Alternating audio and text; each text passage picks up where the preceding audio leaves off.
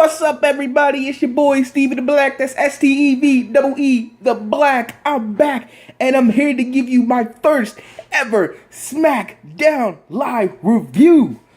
Man, I am excited to do the Smackdown results video, but man, WB had a great week this week, man, and Smackdown holds a very special place in my heart because when I was younger, as I've stated before, that's what I watched. I watched Smackdown. I didn't care about Triple H, Shawn Michaels, John Cena, and I didn't care about the Raw. I didn't care about Raw. I only cared about Smackdown. Smackdown was the show to watch. You had Batista, Rey Mysterio, The Undertaker, Edge. You had Brock Lesnar, JBL. You had all these guys, and just like SmackDown 6, remember the SmackDown 6? And the logo, SmackDown, where the big boys fight or something like that. I can't remember the logo. Where we come to fight or whatever like that. Whatever the promo is, I can't remember at this moment. But SmackDown was the show, man. And after a good Battleground pay-per-view, a great Monday Night Raw, and an okay SmackDown. I mean, look, every pay-per-view isn't going to be the best. Every Raw isn't going to be the best, and every SmackDown was never going to be the best. We know this. We understand that. At least, hopefully, you understand that. Because if you expect Raw to be as good as it was this week, every week, then you're a fool. If you expect every pay-per-view to be as good as Battleground was, then you're a fool. Everything is never going to be good or perfect and awesome as it was this past weekend. So let's just kick it off and let's just go over what happened. So, SmackDown kicks off with Shane and Daniel Bryan in the ring, and they're basically explaining that since Dean Ambrose was able to beat Seth Rollins and Roman Reigns, he's going to need a new challenger for SummerSlam. So they decided to counteract Raw's two fatal four-ways and main event match.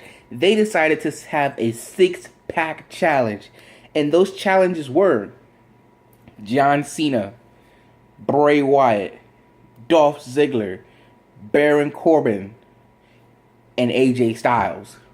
With the sixth person being in the six-pack challenge would be the winner of a battle royal.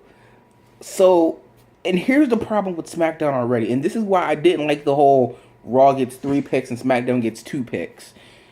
Here's why I didn't like that, because when you had the battle royal without those guys in the ring, and without Orton even too, you see how small the SmackDown roster is.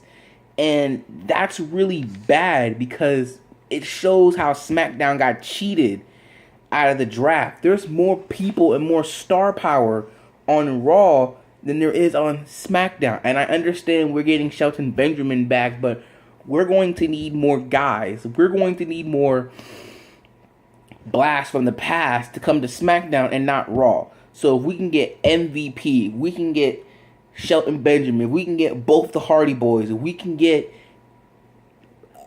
more people from the past to come back and help out, like Rey Mysterio and stuff like that.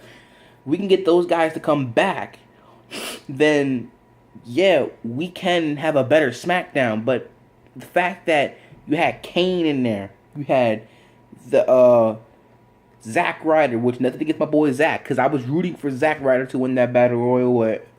Come on, it was for the WWE Championship, or at least to get into that match. So I knew Dolph Ziggler was going to, but I was really rooting for him. You can see people are still rooting for Zack Ryder. They want him to be that guy, not the guy, but a top guy. You know, or at least a high mid carder, not a middle or a low.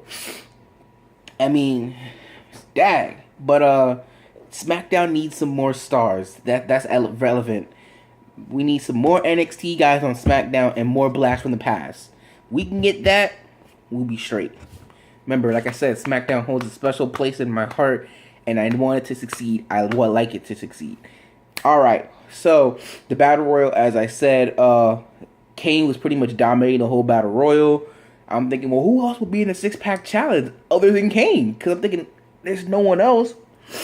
But I said in the back of my mind, watch, it may just be Apollo Crews. And I was right. Apollo Crews ended up lasting everybody throwing lower the rope and allow Kane to go over. So, but other than that, Baron Corbin, Apollo Crews he wins. So the first thing he does is he goes outside the ring after getting interviewed and he does a flip. And I'm like, what are you flipping for? You didn't even win the 6-pack challenge.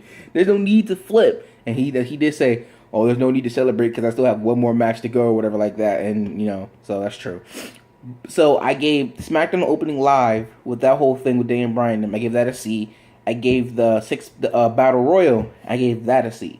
Then we move on to Becky Lynch versus Natalya. I'd be lying if I said I watched it. I didn't, so that got a C. But what did get me interested would be number 4, which would be the Divas promos that came out when he had Alexa Bliss and you had what's her name, Naomi and Carmella and Eva Marie come out. And it's funny because nobody likes Eva Marie. Like, they boo her like you would not believe. Like, they just don't like her. And I don't know what it is, but they just don't like her. I'm not a fan of her, but I don't like her and I don't hate her either. But anyway, they come out and let me just say right now, Alexa Bliss. My friend Addy, he was trying to make a case that Eva Marie is hot. And I'm like, you been drinking? You high? Not to say that she's not hot or pretty. It's just she's in. I mean, I ain't got no business talking. Look at me. I ain't had no girlfriend yet. I've been single my whole life, so I ain't got no business talking. But I'm just saying. But so I couldn't give that a grade because I'm just like, okay, I gay, all right, whatever. Next we have Miz TV, and Miz was again interviewing himself. And then, but the way he set it up, he was talking about Randy Orton, obviously. Randy Orton comes out, cracks a few jokes, and they have a match. Randy Orton sells a shoulder injury and then hits an RKO out of nowhere and doesn't go for the cover. And the way he was doing it, it looks like he was trying to go for a punt, I thought at least. But then he just put him into another RKO, and that was 1, 2, 3. So, again, C, nothing too special there, but, it's great to see Randy Orton back in action. Next, we had the Heath Slater promo where he comes out and he's basically like, I deserve to be on SmackDown, I'm the hottest free agent there is. I can't believe it's not fair that I wasn't drafted, yada, yada, yada. And so Shane comes out and he's like, hey, you just send in your resume, man, and we'll think it over. He's like, resume? You don't know who I am? And he runs down his accolades. He's a 3-time, I didn't know he was a 3-time tag team champion, but he is. He's writing about how he was in that core, how he was in Nexus, how he was in 3MB, the one-man band, the Social Outcast, how he was doing all of that, and how he deserves to have a shot. And I totally agree. And here's the thing. When that was going on and Shane was like sending your resume, I was like, I thought this was SmackDown where everyone gets an opportunity. Why aren't you giving Heath Slater an opportunity? It's not like Stephanie's going to do that. You got to do that. So come on, man.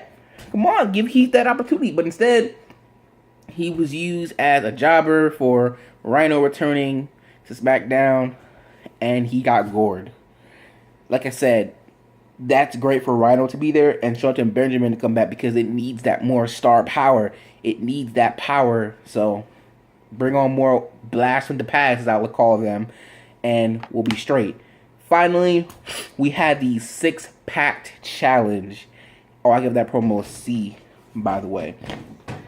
But finally, we had the 6-pack challenge, and what was I saying? Oh yeah, we had a 6-pack challenge, and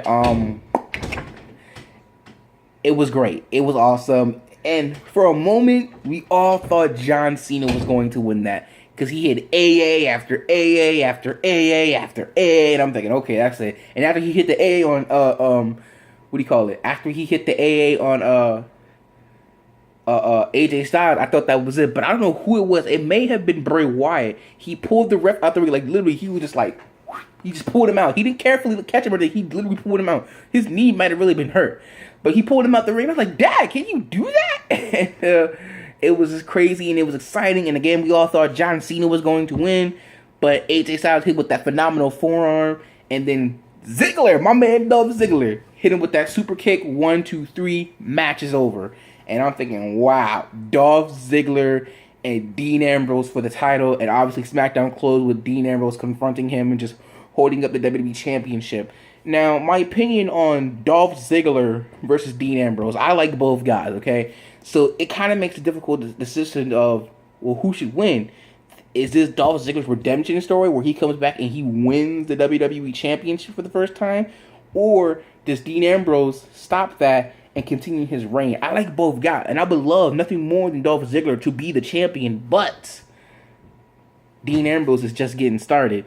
Dean Ambrose needs to have a long reign, a long successful reign, and I think he needs to at least reach that 100-day mark before he loses. So he has to go through pay-per-views. He starts to actually look like a champion where he wins and wins. Let him lose every now and then, not like how he used to do every week where he would lose like 5 matches straight or whatever, including the entire feud. Nah, let him do him. Let Ambrose have a good lengthy reign, and then whoever you decide, whether it be Bray Wyatt or whatever, end it, fine. But he deserves at least 100 days, at least that, to be, I don't want to say to consider it to give his title reign a legit title reign, but more of just to have a great title reign, you know? But, other than that, that was SmackDown, and I gave the Six Pack Challenge a B, the only B on this list, on this show. So, unfortunately, SmackDown did not live up to everything. But, I will run it down real quick. Battleground, on a scale of 1 to 10, Battleground was a 9. Raw, on a scale of 1 to 10, Battleground was an 8. SmackDown, actually, I'm going to give Raw a 9 too, because the fact that Finn Balor won and is facing Seth Rollins at the title for SummerSlam, beating Roman Reigns, mind you, I'm going to give that a 9. So, Battleground 9, Raw 9, and I'm going to give SmackDown a 7. Because, like I said, SmackDown was great, and it was a new feel and everything, but SmackDown just, it needs a few upgrades. It needs to upgrade its roster because it just needs more people, more guys, you know? More NXT call-ups and more blasts from the past. That's what it needs. Maybe you can put Bayley on there. I mean, she'll most likely go to Raw, but still. So that has been my very first SmackDown Live review. Tell me what you think. Tell me how you feel about this first SmackDown Live, and tell me if there's anything that needs to be improved on it. And tell me, who do you think should return to SmackDown? Let me know in that comment section below. Don't forget to like and share this video. So, with that being said, WWE week is over. 3 videos back to back to back. I did it.